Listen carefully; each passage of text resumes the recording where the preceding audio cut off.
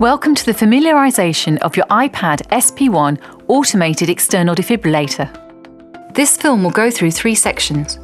1. How to set up your AED. 2. How to use your AED. 3. How to regularly check your AED.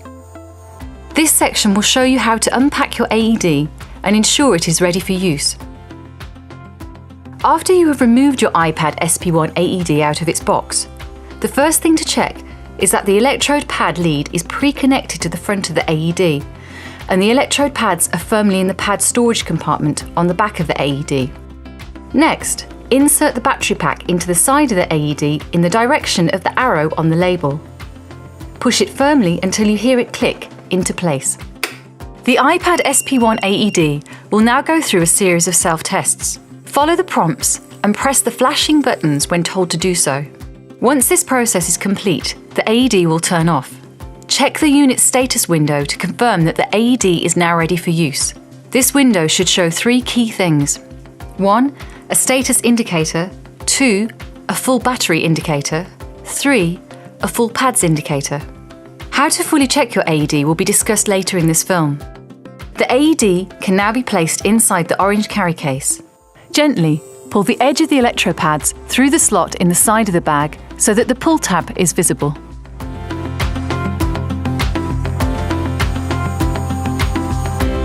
To use the AED, first press the green on button. A green light next to the pads connector will illuminate to show if the electro pads are properly connected.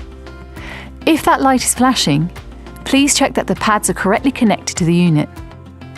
If the light is constantly lit, the pad connection is good. The AED will then give you visual and audible prompts on what to do. Follow these instructions. The AED will prompt you to remove the pads and place the pads as shown on the pictures. Should you place the pads at a pace faster than the voice prompts, then the iPad SP1 AED will catch up with you. The iPad SP1 AED will then prompt you to ensure that no one is touching the patient. Stand clear. If a shock is advised, the iPad SP1 AED will charge to a predetermined level and advise you to once again check everyone is standing clear, and then to press the flashing orange shock button. Press the flashing orange button now. The iPad SP1 AED will then prompt you to commence CPR. Begin CPR now. If you press the flashing blue I button, the AED will commence with CPR voice prompts. This includes a metronome for compression rate and a verbal command for when to breathe for the patient. Breathe. Breathe.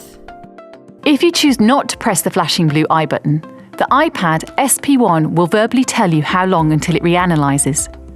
This will be repeated at regular intervals. The AED will also detect if CPR is being performed. Depending on what is detected, it will instruct either to commence CPR or encourage you to continue CPR. Always continue CPR until either the patient wakes up or the AED prompts you to stop so it can reanalyze. This is usually every 2 minutes. At times, a patient's heart may not require a shock. In this instance, the AED will state, "No shock advised. Begin CPR now." In these circumstances, it is impossible to accidentally administer a shock.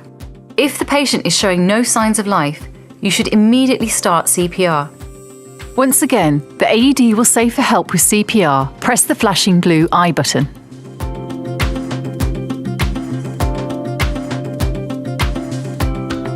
This AED features a unique built-in ambient noise detector. This will automatically adjust the volume of the AED depending on the surrounding noise to a maximum of 90 decibels.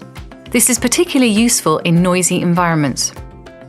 Whilst the majority of cardiac arrests are on casualties who are of adult age, and the incidence of cardiac arrest in children are rare, they are on the increase. The iPad SP1 AED has a feature that allows it to be used on children should the need arise. There is no need to change the pads.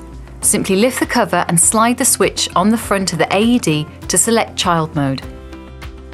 The iPad SP1 AED is a robust AED that holds a water resistance rating of IP55 and it has passed drop tests to all sides and corners from 1.2 metres.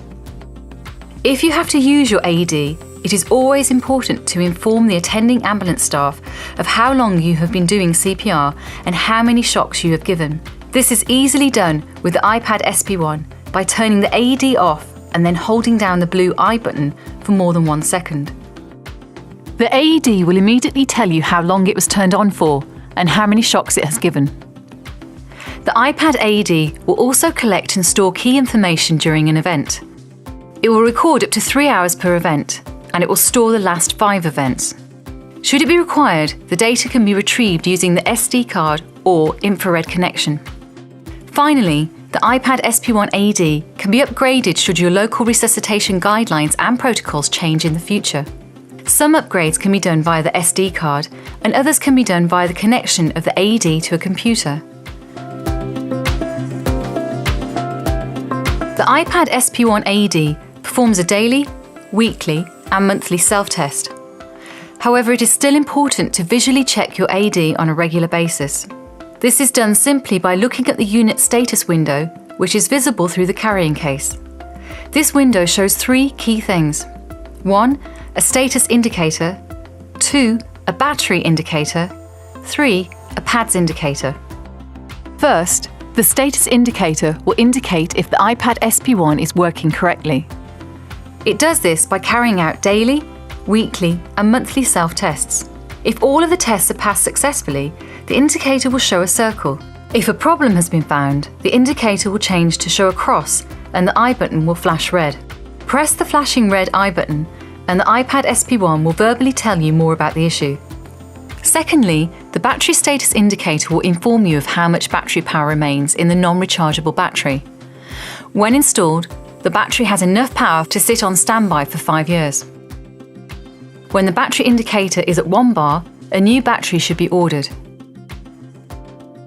When the battery indicator changes from 1 bar to no bars, the battery should be replaced at the earliest opportunity. Thirdly, the PADS indicator tells you that the pads are connected to the AED and whether they are in date. If the PADS indicator is full, the pads are in date.